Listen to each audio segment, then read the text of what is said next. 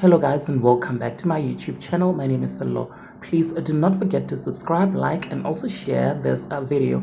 So the Mseleku clan keeps on winning, you guys, especially Umusa's third wife, Makhumalo Thobile Mseleku, who recently purchased a new set of wheels, you guys. She bought herself this beautiful luxurious car, and of course her husband Umusa Mseleku went on to social media and congratulated his wife.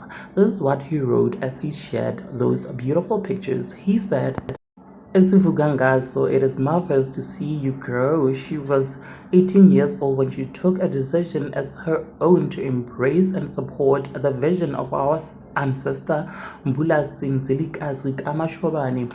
I know my grandmother, the chief of staff herself, Ugogo Flo, and my mother Joyce Nomathemba Mseleku are pleased about your hard work. Bengingagazi ukuthi usukukhule kangaka ukuthi ungathenga ihashi mina ngingafaki ulutho. A very big congratulations to Thobile Makhumalo Mseleku, you guys.